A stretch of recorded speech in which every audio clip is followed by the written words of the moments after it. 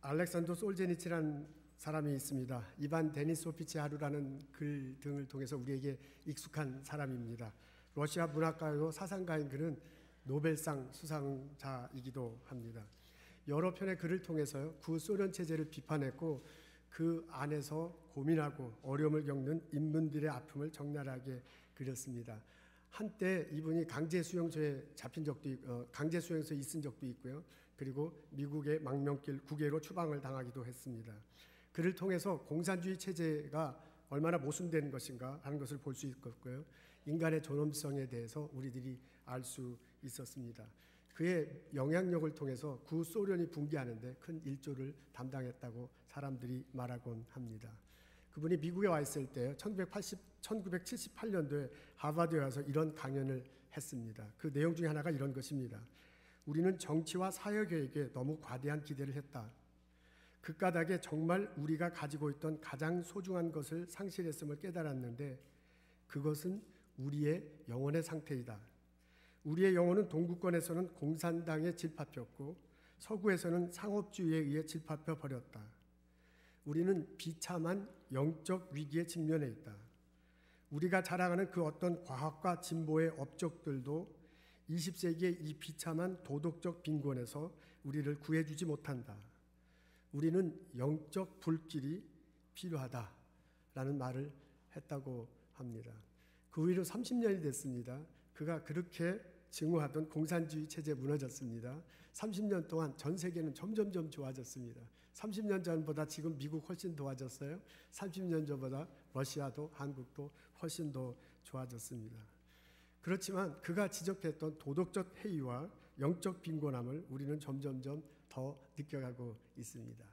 요새는 지구촌이라는 말 많이 쓰잖아요. 전 세계가 다 그냥 하나의 네트워크처럼 이렇게 되어 있습니다. 그럼에도 불구하고요, 전 세계 문화가 다른 사람끼리 서로 충돌하고 전쟁이 자주 발생하는 것들을 보게 됩니다. 요새는 컴퓨터와 인터넷으로 무장해서요, 모든 사람들이 다 똑똑한 것 같아.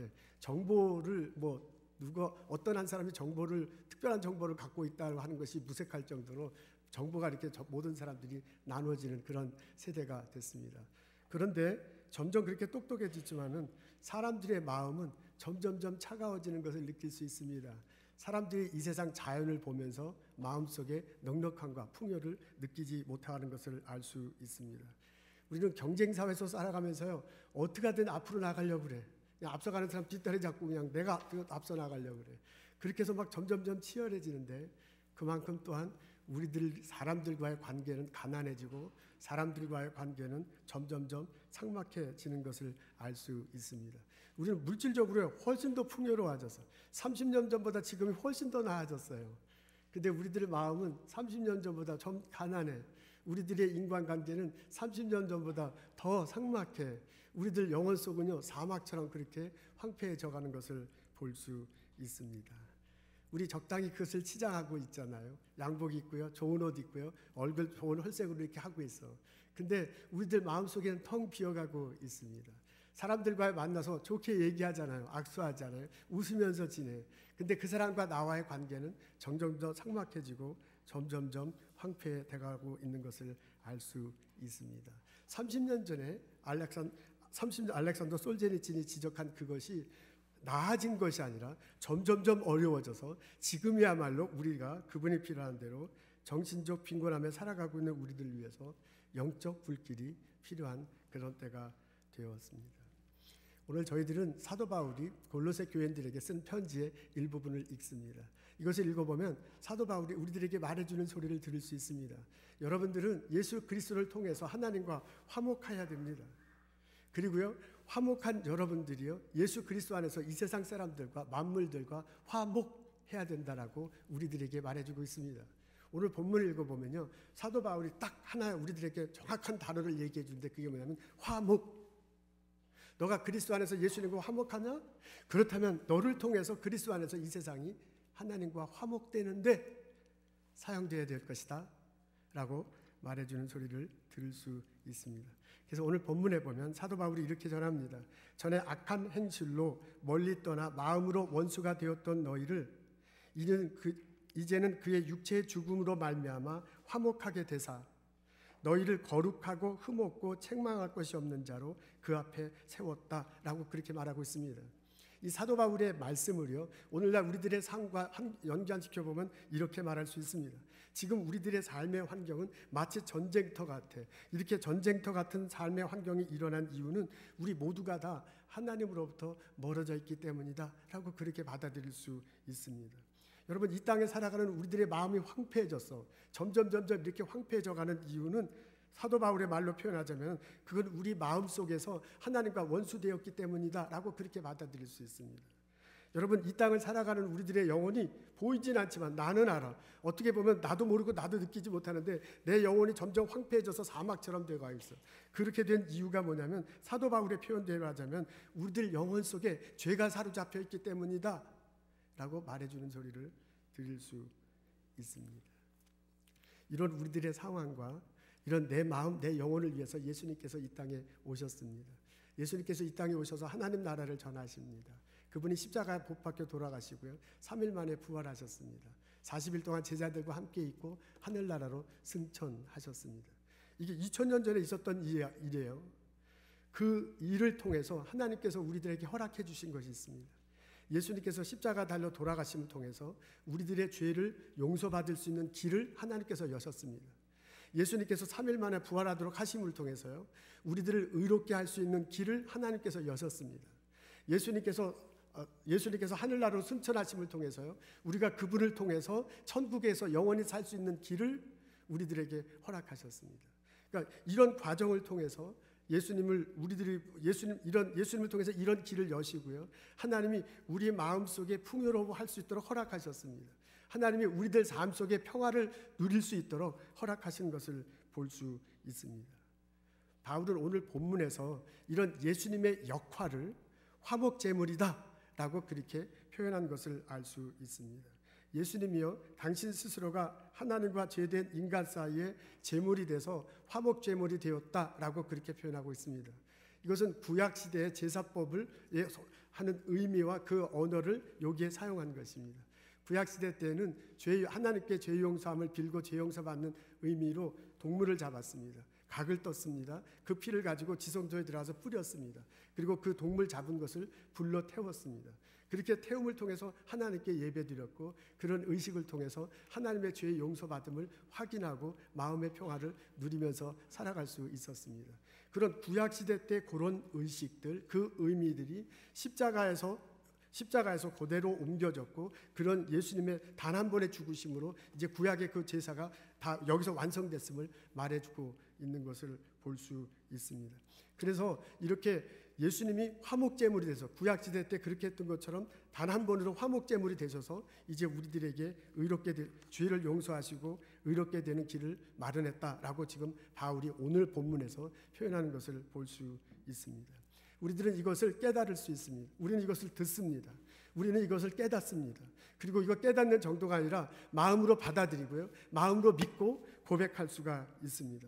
그렇게 내가 마음으로 믿고, 내가 듣고, 깨닫고, 마음을 믿고 고백할 때 이것이 내 마음속에 들어와 있고요, 내 영혼 속에 들어와 있고요, 내 삶 속에 체험이 될 것입니다. 예수님이 십자가에 돌아가심을 통해서 내 죄가 용서됐다라는 것을 듣고, 내가 그것을 깨닫고, 내가 마음으로 믿고 고백할 때 실제로 내 죄가 용서됨을 내 삶 속에서 체험될 수 있습니다.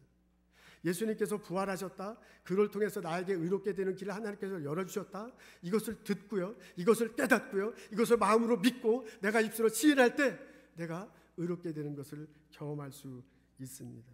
예수님 하늘로 승천하심을 통해서 내게 천국에 들어 영원히 살 수 있는 길을 마련했다는 것을 듣고요, 깨닫고요, 마음으로 믿고 고백할 때 그것이 내 삶 속에서 체험되게 될 것입니다.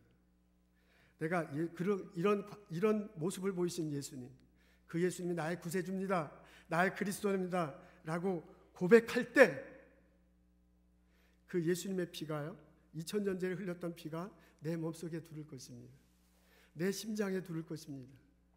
그리고 내 심장에 퍼져서요, 내 몸속에 퍼져가지고 심장을 통해서 내 몸속에 퍼져서요, 내 안에 예수의 피가 흐르게 될 것입니다. 오늘 그것은 바울은 화목제물로 표현하고 있습니다. 여러분, 화목제물은 동물을 잡아서 피를 흘리고 그 다음에 그걸 불을 태웠습니다. 예수님이 그렇게 하셨대요. 그런 이미지를 사용하고 있습니다. 내가 예수님을 듣고요, 예수님의 이 말씀을 듣고요, 깨닫고 마음으로 여길 때 그 예수님이 화목제물 된 것이 내 속에 이렇게 두를 것입니다. 이렇게 예수님의 피가 내 속에 두를 뿐만 아니라 예수님이 그 불타던 그 모습이 내 영혼 속에 들어와서 나의 영혼을 불태우게 될 것입니다. 예수님에 관한 정보가 성경에 있구나라고 읽고서 그렇구나라고 하면 우리들 삶 속에서 아무런 일이 벌어지지 않습니다. 근데 성경에 이렇게 종이 위에 글자 위에 있는 이것이 하나님의 말씀이다. 이것이 내게 들리고요, 내 마음속에 들으고요, 이것이 정말 나의 죄를 위함이다, 나를 의롭게 하기 위함이다, 나에게 천국의 길을 열어주기 위함이다라고 분명히 믿고 마음속으로 고백할 때 이것이 내 삶 속에서 경험됩니다. 나의 소망이 됩니다. 예수의 피가 내 속에 들어와서 나의 피가 될 것이고요, 화목제물이 됐던 예수님의 그 불길이 내 영혼 속에 들어와서 나의 영혼을 불태우게 될 것입니다. 그냥 성경에 있는 사건이 아니고 성령학교에 다니는 우리들 각자 나에게 진실한 사건으로 내가 그렇게 진실로 경험되기를 기도합니다. 예수님의 피가 내 심장에 두름을 고백하고 믿고 그것을 간직하며 살아가는 나와 여러분 되기를 기도합니다. 예수님이 화목제물 됐을 때 그 불타는 열정이, 그 불타는 뜻이 내 영혼 속에 들어와서 나의 삶을 활력 있게 하기를 주님의 이름으로 축원합니다. 사도 바울은요, 두 가지를 얘기하고 있습니다. 하나는 뭐냐면 내가 예수님 안에서 하나님과 화목하게 되었다면, 그렇다면 내가 화목제물이 돼야 돼. 내가 이 세상 만물이 예수님 안에서 하나가 될 때 내가 화목제물이 되고 내가 화목하는 데 쓰여야 될 것이라고 그렇게 말해주고 있습니다. 아버지께서는 모든 충만으로 예수 안에 거하게 하시고 그의 십자가의 피로 화평을 이루사 만물 곧 땅에 있는 것들이나 하늘에 있는 것들을 그로 말미암아 자기와 화목해 되기를 기뻐하시면서, 하나님께서 기뻐하시는 것은 내가 하나님과 화목되는 것, 그것입니다. 그것만이 아니라 나를 통해서요, 그리스도 안에서 이 세상 만물이 화목되는 것을 기뻐하신다라고 그렇게 말하고 있습니다. 내가 예수님을 믿는다면, 내가 예수 안에서 변화된 삶을 산다고 고백한다면 나를 통해서 내 이웃이, 내 식구가, 나의 학교 친구들이, 이 세상 사람들이 그리스도를 알게 되고 그리스도를 느끼게 되고 그리스도 안에서 화목되게 되도록 내가 그렇게 쓰임을 받아야 할 것입니다. 여러분, 이것은 내 삶을 통해서 보여줄 수 있어야 됩니다. 내가 예수님이 내 피 안에 흐르고 있어요. 예수님의 그 화목제물 된 그 불타는 열기가 내 영혼 속에 있어요. 그래서 그것 때문에 안타깝고 그것 때문에 감사하고 그것 때문에 내 마음속에 소중함이 생겨서 삶 속에서 이렇게 우러나야 될 것입니다. 나의 마음속 말을 통해서 예수님이 전해질 것입니다. 나의 행동을 통해서 예수님이 전해질 것입니다. 나의 삶을 통해서 예수님이 전해질 것입니다. 그래서 내 주변에 있는 사람들이, 내 주변에 있는 학우들이요, 나와 함께 일하는 사람들이, 나의 이웃들이 나 때문에, 그리스도 안에서 화목제물이 된 나 때문에 그리스도를 알게 되고 그분들이 예수님 앞에 다가가는데 쓰임을 받아야 할 것입니다. 근데 이 모습을 생각하노라면요, 이 말씀을 생각하노라면 이게 어떻게 해서 내가 화목제물이 될 수 있는가, 내가 나를 통해서 이 세상에 그리스도에 전해줄 수 있는가라는 것을 생각해 보면 희생이라는, 자기 희생이라는 단어가 떠오릅니다. 사실 화목제물이 된다는 것은요, 동물 자체로 볼 땐 죽는 거잖아요. 그 사람 죽고 피 흘리고 그냥 자기는 타버리는 거예요. 그러니까 동물은 죽는 거예요. 예수님도 우리를 위해서 피 흘려서 돌아가셨어요. 그러니까 화목제물 된다는 것은 피 흘림이 있는 거고 거기에는 자기가 죽는 거가 있어요. 거기에는 자기 희생이 있습니다. 그러니까 우리가 예수님을 통해서 하나님께 갈 수 있었던 것은 예수님이 그렇게 화목제물이 되셨기 때문에, 예수님이 그렇게 희생이 있었기 때문에, 예수님의 죽음이 있었기 때문에 가능한 거예요.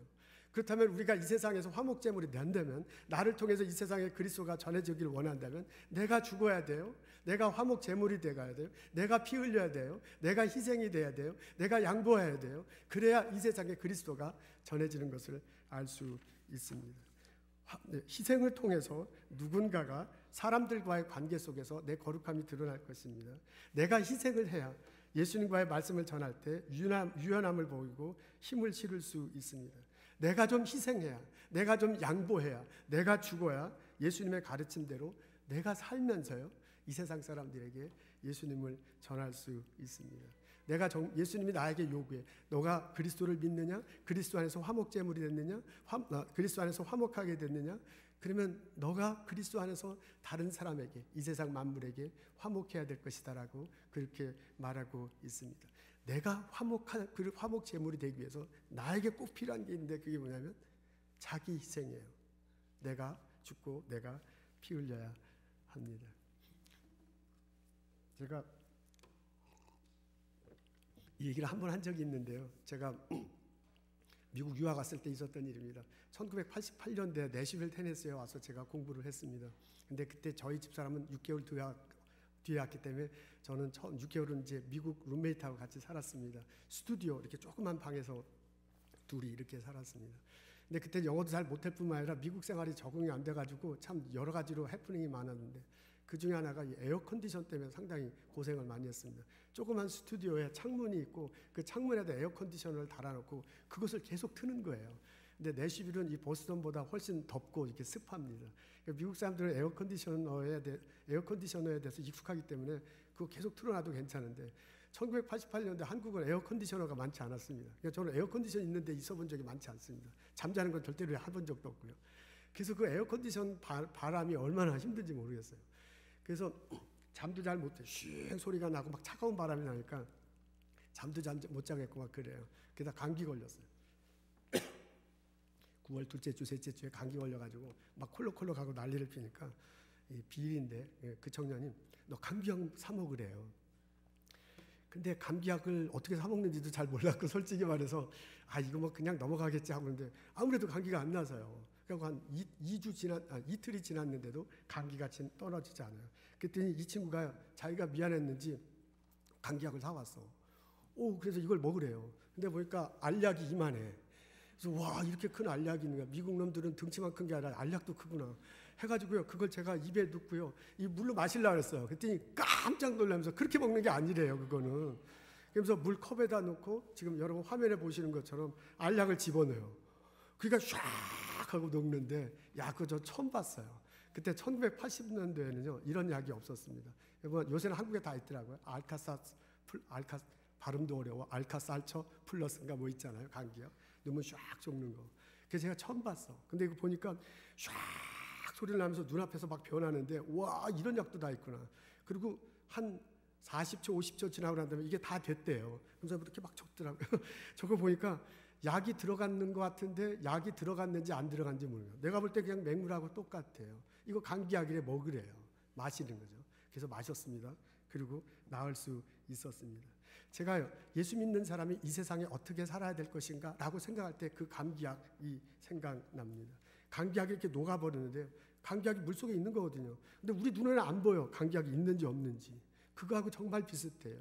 내가 예수님을 믿어서 이 세상의 화목제물이 된다 그러면 내가 이 세상의 화목제물 될 때 내가 죽는 거거든요. 내가 피 흘리는 거거든요. 내가 희생하는 거거든요. 내가 양보해야 이 세상의 화목제물이 되는 건데 그렇기 위해서는 이렇게 녹아날 수밖에 없어요.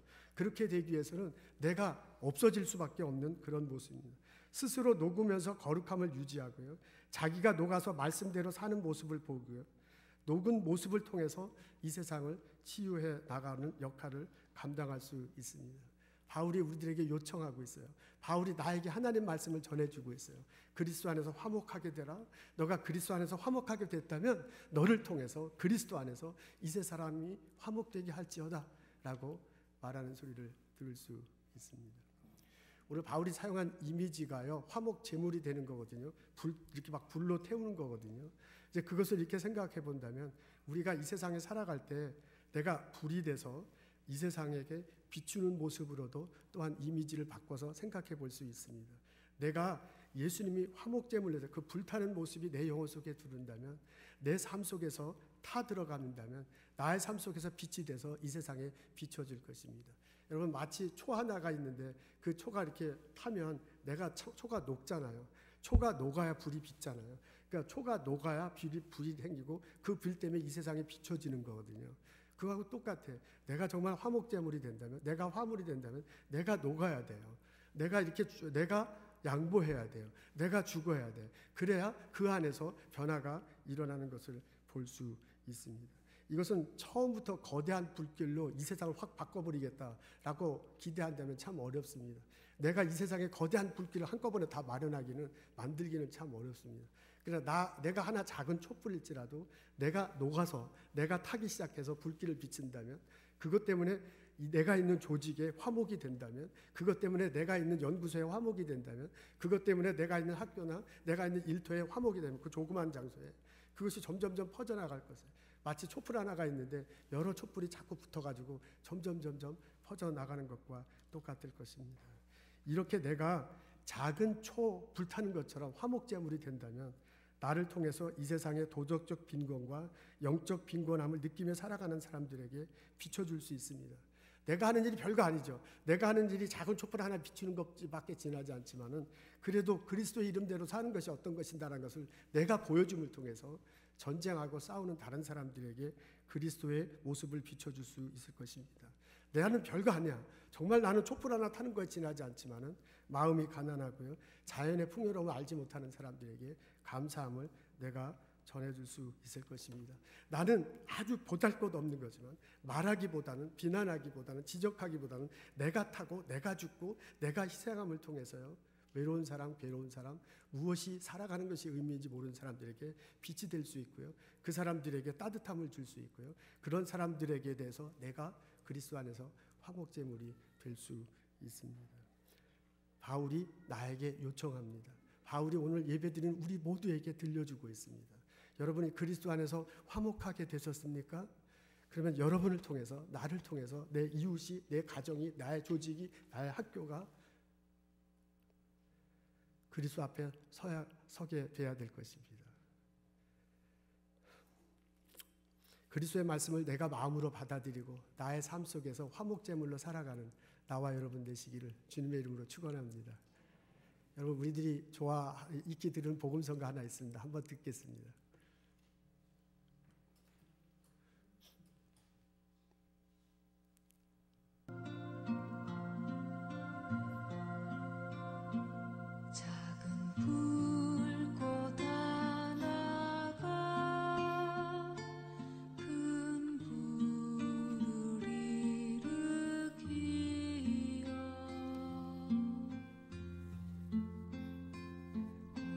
주 위사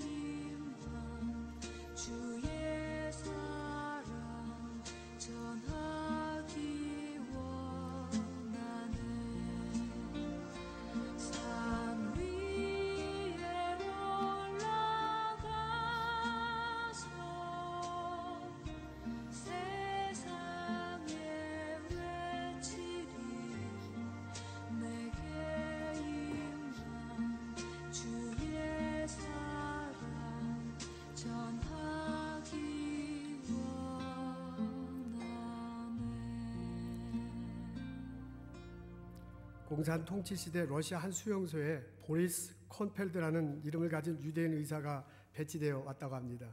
이 사람이 수용소에서 하는 일이 뭐냐면 아픈 사람이 오면 이 사람은 건강하다, 일할 수 있다라고 이렇게 도장 찍는 게 이 사람이 하는 일입니다. 그러니까 그 수용소에 오는 죄수들을 일일이 다 고쳐줄 수 없으니까 그렇게 하라고 지령을 받았습니다. 근데 그 이 지옥 같은 수용소에서 한 죄수의 전도를 받고 그리스도인이 됐습니다. 그래서 성경을 자꾸 읽기 시작하면서 아, 예수님이라는 분이 계시는구나, 예수님이 사랑하시는구나, 예수님이 나를 사랑할 뿐만 아니라 이 지옥, 이 감옥소에 있는 수용소에 있는 모든 사람들을 사랑하시는구나라는 것을 깨닫기 시작합니다. 근데 어느 날 아주 총명해 보이는 죄수 하나가 아프다고 이렇게 왔습니다. 그래서 진단해 보니까 장암에 걸린 것을 안다. 근데 이게 초기 장암이라 치료하면 낫을 수 있는 그런 상황입니다. 그래서 수용소의 비밀 수칙을 어기고서요, 이 사람의 정성을 다해서 이 사람을 치료하기 시작합니다. 그래서 이제 치료가 됐습니다. 그리고 치료가 될 그런 과정 속에서 성경을 이해하고 예수를 이야기하고 예수님에 관해서 말합니다. 그래서 이제 거의 다 치료가 끝난 어느 날 이 젊은 죄수가요, 의사에게 물어봐. 나를 치료해주면 당신이 죽는다는 것을 나도 알고 있는데 왜 나를 치료해주느냐라고 그렇게 이야기합니다. 그러니까 의사가 말하기를 나도 누군가가 예수를 전해줘서 예수를 믿게 됐고 예수를 알고 보니까 그분이 나를 사랑할 뿐만 아니라 당신도 사랑한다는 것을 알아서 당신에게 이렇게 했다라고 얘기합니다. 그래서 그 젊은 청년이요, 그날 저녁부터 저 사람이 믿는 예수가 누군가, 저 사람이 말하는 예수 사랑이 무엇인가를 고민하고 시작했다고 합니다. 그 다음날 아침에 좋지 않은 소식을 듣게 됩니다. 자기를 치료해준 의사가 그것 때문에 처형을 당하게 되었습니다. 이 처형당한 의사가 살린 청년이 바로 유명한 노벨상 수상작가인 알렉산더 솔제니친이라고 합니다. 내가 예수 그리스도로 믿으면 예수의 피가 내 속에 들어와서 나의 심장을 통해서 내 몸속에 흐릅니다. 내가 예수를 진정으로 믿으면 화목제물이 된 예수님의 그 불이 내 영혼 속에 들어와서 내 영혼 속에서 불타오르게 됩니다. 그 예수님이 내게 요청하고 있습니다. 나의 이웃에서, 나의 학교에서, 나의 가정에서, 나의 조직에서 화목제물이 되거라. 화목한 사람이 되거라.